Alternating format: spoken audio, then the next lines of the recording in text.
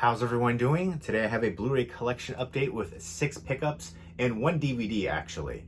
So 5 Blu-rays and 1 DVD. If you've seen these movies, definitely let me know what you think of them and let me know which one of these is your favorite. And these are mostly trade deals, so I'll go ahead and shout some people out too that I've done trades with on here. The first 2 are from Joe and Marie. Joe Martinez 74, and they posted on their Instagram that they were going to sell some titles, and he gave me a great deal on these 2, but I'll read the note that he sent, and I believe I was the first note that he got. I know he has like a framed copy of all the different notes from different trade packages and sale packages and stuff like that from YouTubers. I think that's pretty cool. I keep the notes as well. It says, Jay, enjoy your titles. Maybe they will make your shelf. Yeah, I like when they, go through and what movies don't make the shelf. Poor Marie. No, it says, happy watching your masshole friends, Marie, Joe, and Gary. And of course the Bambi sticker, because Bambi is Marie's favorite movie. She's got like 80 different editions of Bambi. So maybe in the next movie collection battle, Marie can pull Bambi. Because I know in the last one she didn't get a chance to really.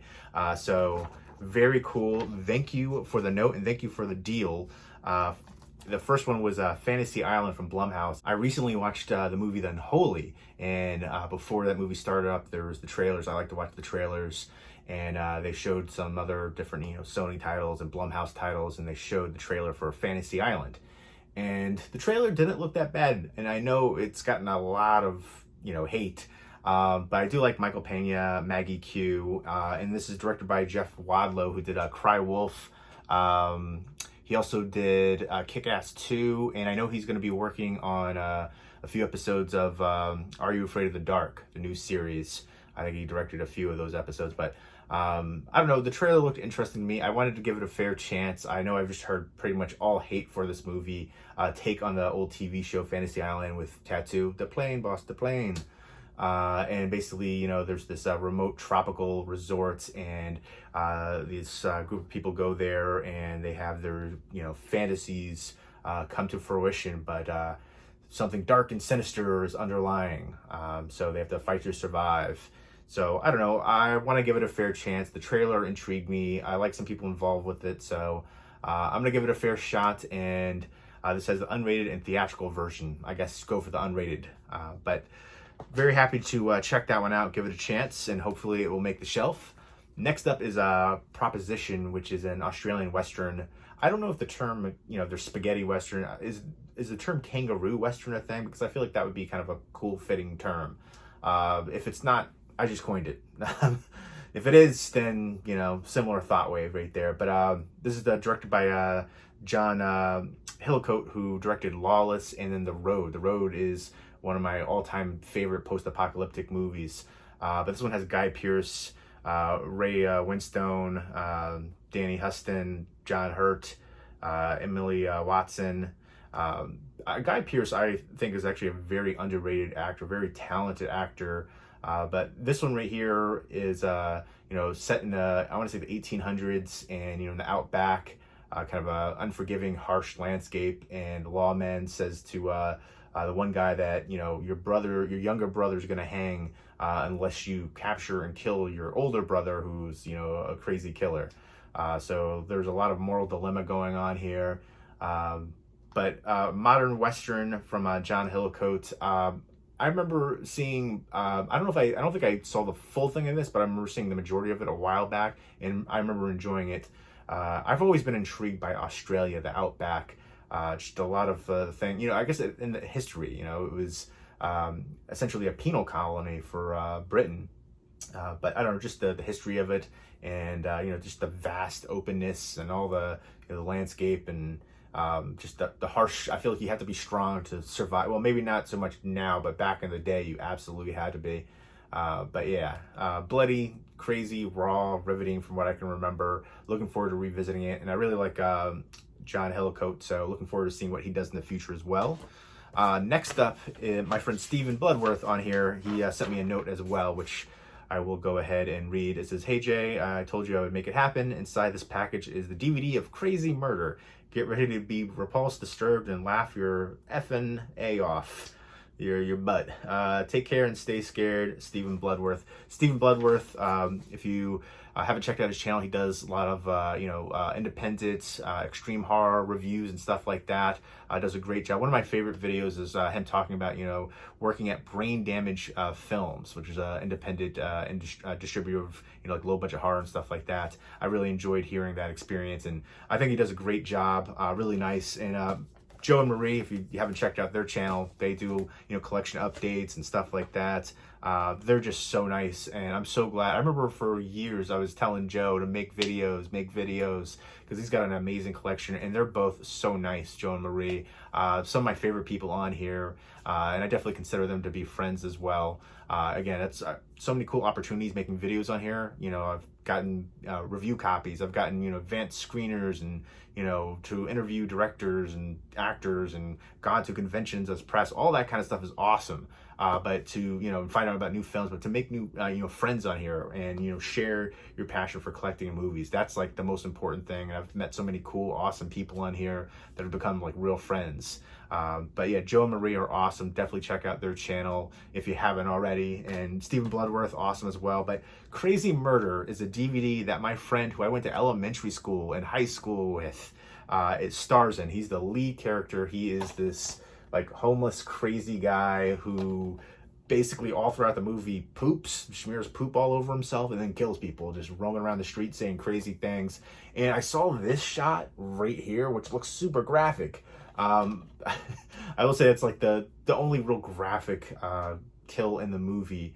It is insane. I just had to see it for Kevin Kenny in here, who's the lead. I went to elementary school and high school with him, and on Instagram he does vegan sketch comedy.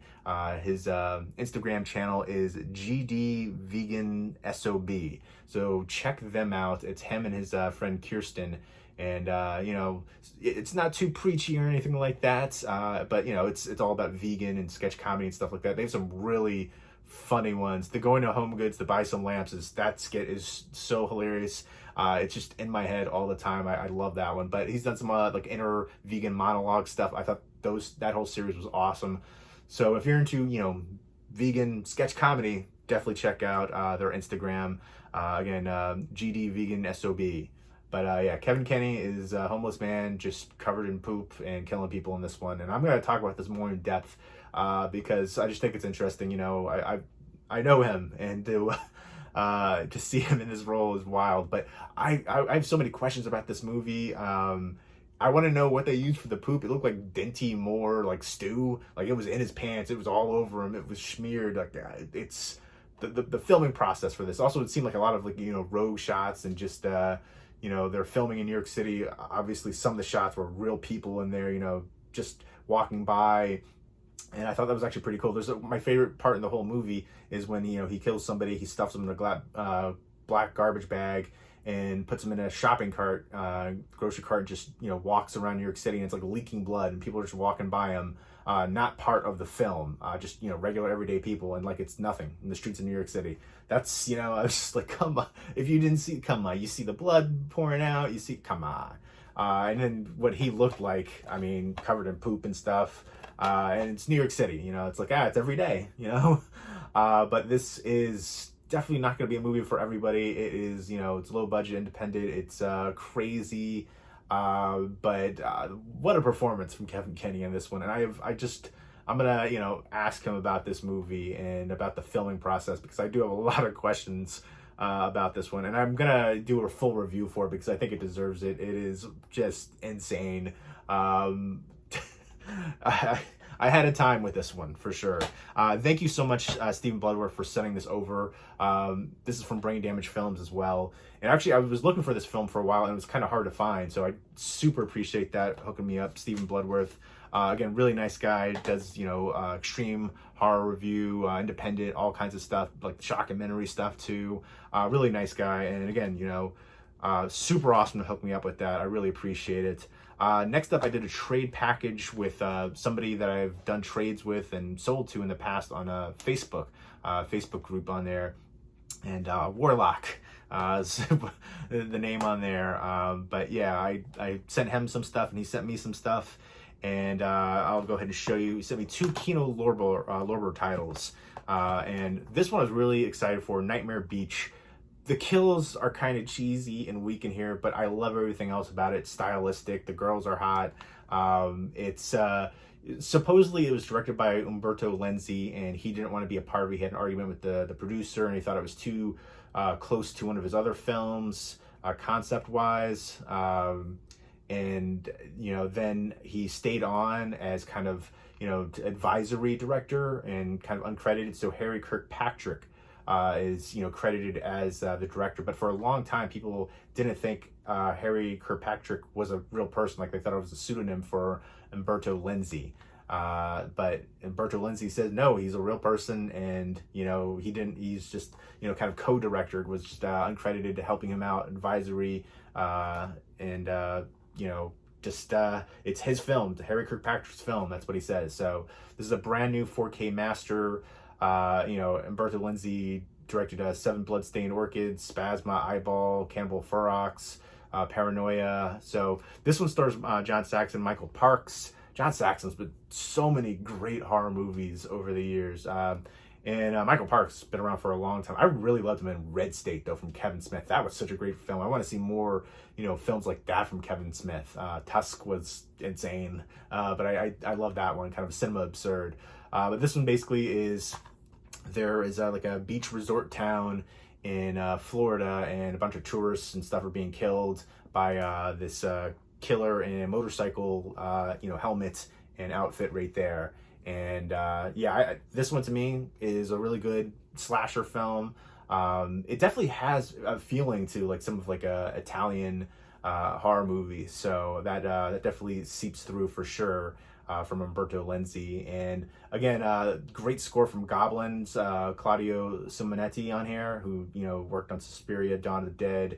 But yeah, I really enjoyed this one. Again, the kills weren't great. Some of the kills were kind of ridiculous way, like, people were getting electrocuted on here, and, kind of ties into somebody like this motorcycle gang guy who was electrocuted at the beginning of the movie, and people are thinking, he said he's going to come back to life and kill people, and some people actually believe that. So they're trying to figure out, that was one of the things too, like who the killer was in here. I feel like you can kind of predict who the killer was. Like, there's only so many options, and I felt like I've seen other movies with a similar idea of who the killer was. But yeah, again, John Saxon, of course, in Black Christmas, Nightmare on Elm Street, but a ton of movies, and he was awesome here as the detective. But yeah, I enjoyed the heck out of this one. I like the cast chemistry, especially from the 2 leads, the couples, and this chick was smoking hot too. But I just thought this was a fun one. Another one that has a killer in like a motorcycle outfit and helmet is Night School. I really enjoyed that slasher. That has a Warner Archive Blu-ray release. But yeah, really happy to add this one to the collection. Next up is a double feature, Crossing the Bridge in Indian Summer, 2 films by Mike Bender. Mike Bender wrote Coupe de Ville, which is a movie that I remember really enjoying, and it was interesting to find out that, I didn't know that until checking out the special features on here. Like, I can't remember how old he was, but he was almost going to give up on, writing and stuff like that. That was like his first big break. And I thought it was interesting how, both of these films kind of play up, living in the area where he grew up. I want to say it was, Detroit, and then going up to Canada, around that area. And so, yeah, the first one, Crossing the Bridge, it's set during the 70s. A bunch of friends, he had Detroit, and they're trying to basically go up to Canada and smuggle some weed. They think it's weed, but it turns out to be more than weed. And so they're kind of forced with a moral dilemma.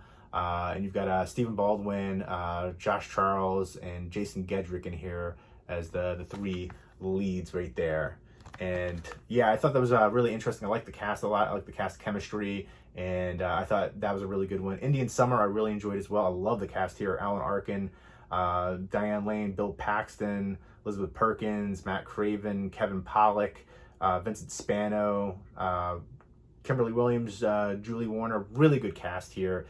Basically about these kids who went to this summer camp, and it's actually based on a real summer camp that Mike Bender went to. And he said, like, I want to say Gilda Radner worked there, Chevy Chase, like a bunch of like famous people worked at this camp and went to this camp.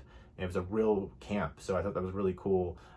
So again, both of these had to do with things that he grew up with, And I don't know, maybe not that one in particular, that tale, but so basically, you know, it's about these kids who reunite at their summer camp after 20 years, and just, you know, how their lives went in different directions and things like that. And, you know, Alan Arkin, who is the leader of the camp, says the camp's going to shut down, essentially. He can't do it anymore. But really enjoyed both of these ones. And I don't know, like, is that a thing where people would come back to their summer camp after 20 years? I don't know. I know people went to summer camp and stuff like that, but I was thinking about that. It's like they acted like that was such a pivotal part of their. Maybe it was. Maybe, you know, it stands out for them. But I thought that was interesting. But I definitely liked seeing, you know, the cast in here was really good. So enjoyed that one. Really nice double feature from Kino. And then this one is one that I did a trade with. You know, Kevin Smith, which is, I think of Kevin Smith, the director, when I think that. His channel name, though, I can't remember off the top of my head, because I did this trade with him on Facebook, but he's on Instagram, he's on YouTube. But yeah, I want to say the channel name is like KJ Smith or something to that effect. But The Brood, and I love this film. It's been a while since I've seen it. You know, great body horror from Cronenberg. Let me know what your favorite David Cronenberg movie is. I love this so freaking much. I've had this on my Amazon wish list for like ages, so very happy to add it to the collection. And I know right now there's the Criterion sale. Maybe I should have waited to do the trade, but very happy though. From 1979, I just remember the climax of this and the evil little creepy demon kids in here. Just again, great mixture of like psychological horror and body horror on here. And Oliver Reed and Samantha Eggar are both amazing. Such a creepy film, and I love Criterion Collection, what they do with their releases. Just a bevy of special features in here in the transfer. So very happy to add this one to the collection. Been wanting to revisit that for a while. Definitely let me know your favorite Cronenberg movie. And again, let me know if you've seen these movies and what you think of them, and let me know which one of these is your favorite. Let me know what your favorite modern Western movie is as well. There's some really good recent ones. Even like I want to see more Western horror movies. Like Bone Tomahawk was amazing. The Burrowers is one that I feel like nobody ever talks about. Ghost Town, I guess you can throw that in there too. But Bone Tomahawk, incredible. Burrowers, I love. I'd love to see that get a U.S. Blu-ray release. It has a German Blu-ray release, but I think that one was like edited. Like a lot of time was taken out of that one. I remember somebody posted that in like a Facebook group, and I was shocked at seeing the time length differential. But there you go. Those are most of them are trades. Steven Bloodwork just straight up hooked me up with Crazy Murder on DVD, so definitely appreciate that. And then I bought these two off of Joe, but he gave me like a super amazing deal on these. And then I did the trades for the two Kino Lorber titles and then the Criterion release for The Brood. I was pretty happy with those deals and trades, and I like doing trades on here as well. I've done trades with some people for years on here, so I think that's super cool. So there you go. I hope everybody's doing well and have a happy Independence Day weekend, and stay safe out there. Take care.